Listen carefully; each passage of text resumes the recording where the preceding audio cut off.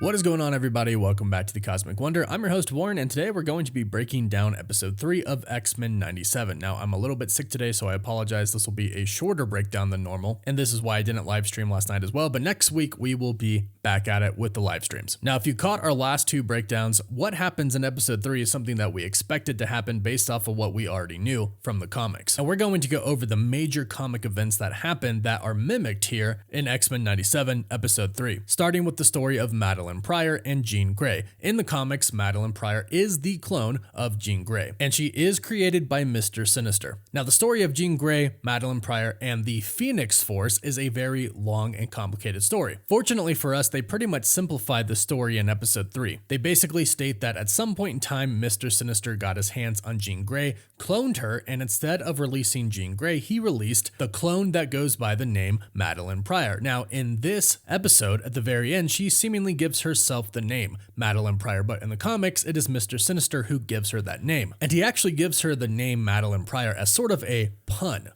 on her prior existence. Like I said, it's pretty complicated, but in the comics, Madelyne Pryor is first introduced as Madelyne Pryor, a character completely separate from Jean Grey. However, later on, it is revealed that Mister Sinister did clone her from Jean Grey. He then implanted fake memories inside of her head and basically sent her out to seduce Scott Summers, aka Cyclops, in a period where Jean Grey was believed to be dead. Now, here's the thing. They actually go on to get married, Madelyne and Scott. They end up having the baby, who they name Nathan, and in the comics, the story is very similar to what we see in episode 1 and 2. Madelyne wants to leave the X-Men and go off with Cyclops and raise their baby. However, Cyclops is reluctant to do so. So a powerless Storm, which we have right now, challenges Scott to a duel for the leadership of the team, in which Storm wins, and Cyclops accepts his life as a father now and a husband. They actually go off and live their own lives, and Madelyne tries really hard to make Scott happy, although Scott just keeps thinking about Jean, until one day Scott gets a call from Angel, and Angel tells him that Jean Grey is alive. Without telling anything to Madelyne, he leaves and he goes and he finds Jean. Now, like I said, the rest of the story is very long and complicated. We don't need to go through everything for the sake of this episode, but basically, Cyclops gets back with Jean Grey. Madelyne works for the X-Men for a little while, but eventually Mister Sinister reveals that she is indeed his creation, and she is a clone of Jean Grey. Now, the reason that Mister Sinister did this in the very first place is because he believes, and this is true for the X-Men animated series as well, that Cyclops and Jean Grey are the perfect mutants genetically. We learned that in season 2 of the X-Men animated series, and we learned that Mister Sinister has been following them their entire lives. And Cyclops even says in this episode, Mister Sinister cloned Jean, creating who we know in this episode as Madelyne, so he could get his hands on their son, Nathan. And this is where Morph explains who Mister Sinister is, except he doesn't actually say his name. His name is Nathaniel Essex. And like Morph says, he was a scientist in the 1800s. Then he started experimenting on mutants and cutting them up and stealing their DNA to enhance himself, essentially making him immortal. And Morph states that he can even take away their will, which is what happened to Morph in the X-Men original animated series. Mister Sinister actually saved Morph's life when everybody believed he was dead for such a long time, but in return, he tortured him, and he basically took control of his mind, which is why Morph then transforms back into his original self with the bags under his eyes, and he says, "I should know," because Sinister did everything that he just mentioned on him. So much like in the comics, Mister Sinister appears to Madelyne, who she believes is still Jean Grey at the time, and reveals that he created her, and eventually she turns into the Goblin Queen, who she is in the comics. And this is also mostly due to the fact that Mister Sinister literally has control over her mind. Madelyne tries to fight him at first, but he says, "Every cell in you belongs to me," meaning he literally created her and he controls her. He says, "You have no choice, struggling is quite useless," and even says, "Time to wake up, my queen," referring to the Goblin Queen. And thus, from here on out in the episode, Madelyne Pryor / the Goblin Queen is born. She takes a look at a picture of her and Scott, which is a picture directly taken from the cover of X-Men number 30, where Jean and Cyclops get married in the comics, but she smashes that, then she smashes a picture of the X-Men team that she has known and loved over the years of the X-Men animated series, and smashes a picture of her and Professor Xavier, in which, of course, at this point in time, many people know, Jean was Professor X's first student and one of the original first X-Men. And in that first X-Men team, the X-Men First Class, she was referred to as Marvel Girl, and we see that her first green costume pops out on the floor when a box is knocked over. This scene is meant to show us that this Jean clone no longer believes that she is Jean. She has now embraced Madelyne Pryor, the Goblin Queen, and she states, "They shall know my inferno." and this is taken directly from the Inferno event in the comics. In fact, the way that she is right here is almost a direct reflection of the cover of X-Men Inferno with Madelyne Pryor, the Goblin Queen, on the front of it, with creatures that she seemingly unleashes in this episode as well. Now from here, it gets really, really weird, but awesome nonetheless. And when the X-Men are wondering what is going on, Morph even states at one point in time, "Isn't it obvious we're in hell?" And this is essentially what Madelyne Pryor does in the comics. She creates a personal hell for each character, making their biggest fears come to life. For Gambit, it is seeing Rogue and Magneto together. His love, Rogue, leaving him for somebody he despises, Magneto. For Sunspot, it's a really creepy monster coming out of the screen of the TV that they're watching, eventually turning into his disapproving mother, who he stated in previous episodes did not know he was a mutant. So in this scenario, she learns that he is a mutant and is very disappointed and abhorred by him. Interestingly enough, for Morph, it's actually Mister Sinister himself, and he is absolutely terrified, going, "No, not you, not again," because Sinister previously had control over his mind. For Scott, it's Professor Xavier, stating that he's going to be getting some demerits, basically stating that he has failed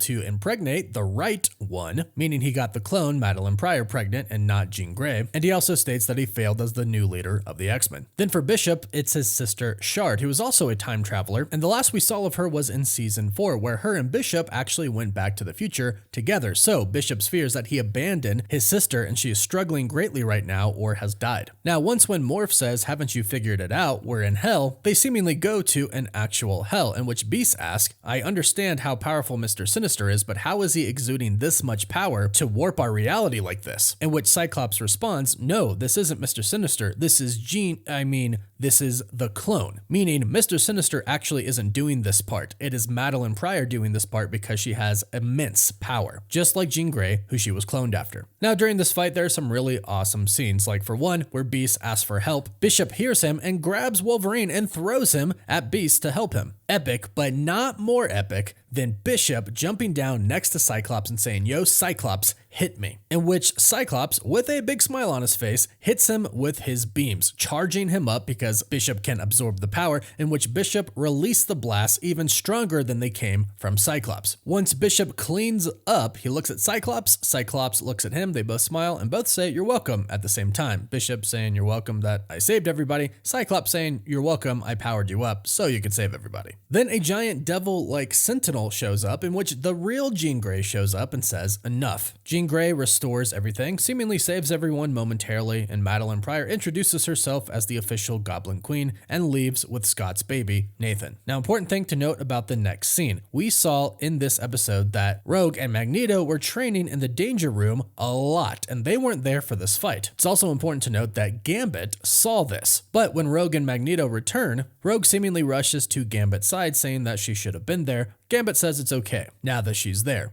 basically. Now, the next part is very important as well. Cyclops says, "How can I lead the team if I can't even protect my own son?" This is something that the fake Charles Xavier, created by Madelyne Pryor, said to him as well. He's a failure as a leader of the X-Men team. At this point, Magneto says, "Sinister has plagued us for too long." That is because Magneto hates Mister Sinister. They interacted a few times in the X-Men animated series. They even worked together to defeat the Phalanx in the final season of the X-Men animated series, but only because they had to save the human race and all of the mutants. Other than that, him and pretty much everybody else hates Mister Sinister. Morph says, "I can show you where he is." That is because, of course, Morph was captured by him. And Magneto says, "I will lead the team," in which Scott says, "Fine, lead." This is because he is doubting himself as the leader, as we have explored in this episode. Now, when they get there and the fight commences against Madelyne Pryor, Morph turns into Magic, the younger sister of the X-Men Colossus. As Magic, he says, "I don't want to fight you," and she says, "I don't want to fight you either, I want you to fight for me." And after Morph gets possessed by Madelyne Pryor, the magic form he takes actually turns into Magic's other form, Darkchild. She has an epic fight with Magneto, in which Magneto seemingly loses to Madelyne. Meanwhile, back at the X-Mansion, Jean Grey is still struggling with her psychic abilities. Wolverine tries to help by stating, "Just focus on me," and go deeper and deeper, in which Jean Grey finally realizes just how much she means to Wolverine. However, much like what has happened all throughout the animated series, Wolverine is pushed to the side for Cyclops because she realizes that Cyclops and the rest of the team is in trouble and states that she has to help. but states that she is not going to help with her body physically, but with her mind and her psychic powers. That's when she infiltrates Madelyne's mind and says this ends now. This really reminds me of Thor Love and Thunder, how Thor would say this ends here and now, but I definitely don't think there's a connection there, just a resemblance. Now from here, Jean and Madelyne basically go down memory lane of the life of Jean Grey. Now what's interesting is they both have all of these memories together, which is why it's basically impossible to tell who exactly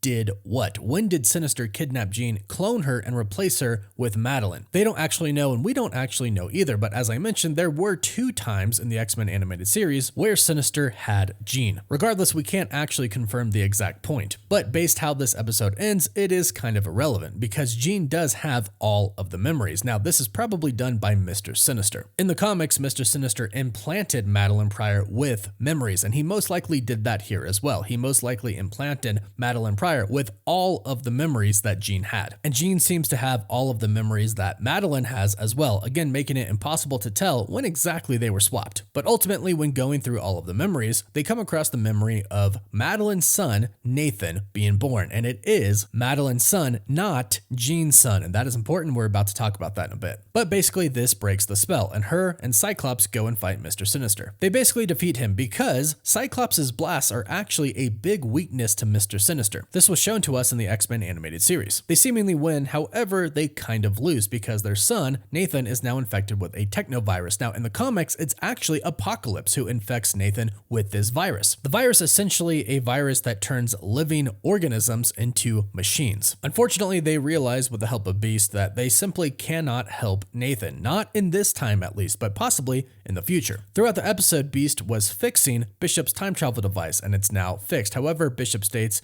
it can only take him and Nathan. Jean and Cyclops can't come. Cyclops has a really hard time dealing with this since his father abandoned him. He didn't want to abandon his son. However, he does realize that this is the only way his son can actually live. Madelyne says that they're going to do it because they promised his son the best life they could give him, and this right now is the best thing for him. But before she leaves, she does implant memories into his head, trying to basically make him understand at some point that they didn't abandon him, but this was the only way to save him. So Nathan goes to the future. Now, those of you who might not have known, Nathan is actually the character Cable. In the comics, Cable does have the technovirus, but he also does have psychic abilities, and his psychic abilities are what hold the technovirus back. But this is why Cable is part human, part machine. And of course, Cable in the recent years has gotten a lot of attention because he was one of the main characters in Deadpool 2. Now, when talking about taking Nathan, aka Cable, to the future, Bishop says, I know a guy in the future that could help. Now, who he's talking about is Forge, who we've met a couple of times throughout the X-Men animated series. We also see at the end of this episode go and meet Storm. Now, Forge has met Professor X and some other X-Men, but when he did during the animated series, Storm wasn't actually there. So this is indeed the first time that Storm and Forge are meeting. However, what is really interesting about this is that in the comics, Forge actually creates the weapon that takes Storm's powers away. However, the two of them end up falling in love, and he figures out a way for her to get her powers back. So I'm assuming this is what is going to happen in the X-Men 97 series as well, especially if you consider this run was called Life Death, and a future episode of X-Men 97 is called Life Death as well. In fact, it's going to be a 2-part episode. The 4th episode is titled Motendo/Life Death Part 1. The 5th episode is titled Remember It, and the 6th episode is titled Life Death Part 2. I'm assuming Part 2 is where Storm is going to get her powers back, if not in the Part 1 of Life Death. So those are the important things that you need to know about X-Men 97 Episode 3. Tell me what you thought about this episode in the comments down below, and what are you looking forward to in future episodes? Leave your comments down below, and please don't forget to like this video and subscribe to the channel to stay up to date on X-Men 97 and of course MCU news. And if you subscribe and leave a comment, you're entered in our giveaway for a chance to win an Xbox Series X, a PS5, and some Marvel Legends items. The winner picks one item, and we pick one winner at the end of each month. You can find us on Instagram and Twitter and on Apple Podcasts and Spotify. And as always, thank you all so much for watching.